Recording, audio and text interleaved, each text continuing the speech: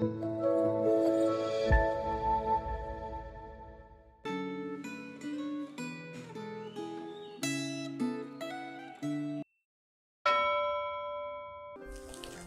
saudara yang dikasihi Tuhan, kita bersyukur buat hari yang baru.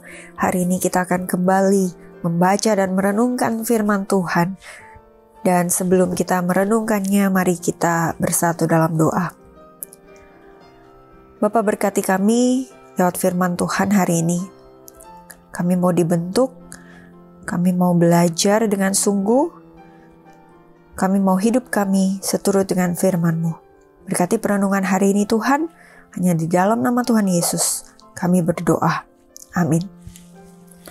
Firman Tuhan hari ini terambil dari kitab 1 Tesalonika 5 ayat 12 hingga 28 yang diberi judul Membina dengan Keteladanan dan Nasihat. Saya akan bacakan firman Tuhan dari kitab 1 Tesalonika 5 ayat 12 hingga ayat yang ke-22. Kami minta kepadamu saudara-saudara supaya kamu menghormati mereka yang bekerja keras di antara kamu, yang memimpin kamu dalam Tuhan dan menegur kamu, dan supaya kamu sungguh-sungguh menjunjung mereka dalam kasih karena pekerjaan mereka. Hiduplah selalu dalam damai seorang dengan yang lain. Kami juga menasihati kamu, saudara-saudara, tegurlah mereka yang tidak mau bekerja, hiburlah mereka yang tawar hati, belalah mereka yang lemah. Sabarlah terhadap semua orang. Perhatikanlah supaya jangan ada orang yang membalas yang jahat dengan yang jahat. Tetapi usahakanlah senantiasa yang baik terhadap kamu masing-masing dan terhadap semua orang. Bersukacitalah senantiasa, tetaplah berdoa. Ucapkanlah syukur dalam segala hal, sebab itulah yang dikehendaki Allah di dalam Kristus Yesus bagi kamu. Janganlah padamkan roh, dan janganlah anggap rendah nubuat-nubuat. Ujilah segala sesuatu dan peganglah yang baik. Jauhkanlah dirimu dari segala jenis kejahatan. Demikianlah firman Tuhan.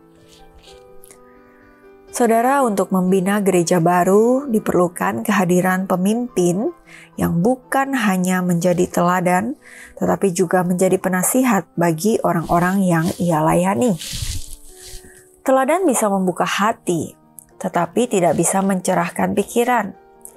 Teladan hidup orang Kristen bisa membuat orang yang belum percaya menjadi tertarik dengan kekristenan, tetapi tidak bisa membuat mereka mengenal Kristus. Teladan hidup kita bisa membuat orang lain membuka diri untuk berinteraksi dengan diri kita, tetapi hanya perkataan kita yang bisa membuat mereka mengenal kebenaran.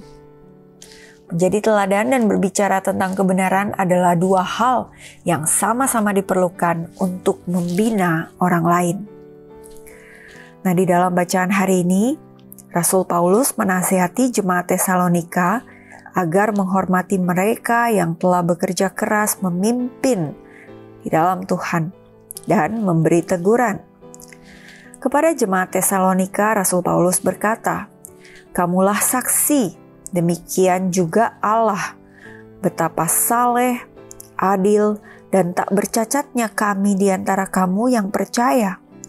Kamu tahu betapa kami, seperti bapa terhadap anak-anaknya, telah menasihati kamu dan menguatkan hatimu seorang demi seorang, dan meminta dengan sangat supaya kamu hidup sesuai dengan kehendak Allah yang memanggil kamu ke dalam kerajaan dan kemuliaannya."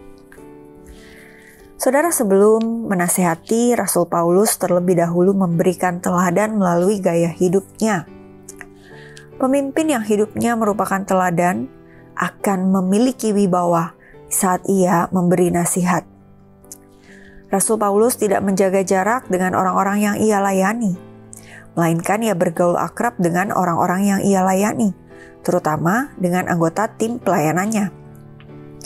Kedekatan hubungan membuat ia bisa memberi nasihat secara tepat untuk membina kerohanian orang-orang yang ia layani. Kedekatan hubungan membuat nasihatnya didengar dan diperhatikan oleh orang-orang yang ia layani.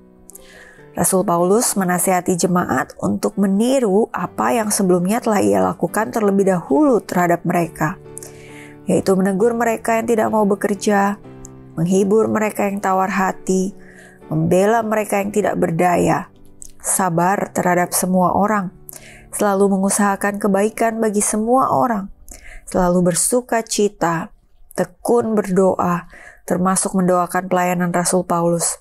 Sama seperti Rasul Paulus juga tekun mendoakan jemaat. Mengucap syukur dalam segala hal, termasuk juga di dalam menghadapi penderitaan. Tidak memadamkan dorongan Roh Kudus dengan cara tidak mengejek ungkapan keyakinan yang didasarkan pada firman Tuhan. Menguji semua ajaran dan memegang keyakinan yang diyakini sebagai kebenaran. Bapak Ibu Saudara, apakah para pemimpin di gereja Anda tekun memberi nasihat dan telah menjadi teladan di dalam kehidupan bergereja?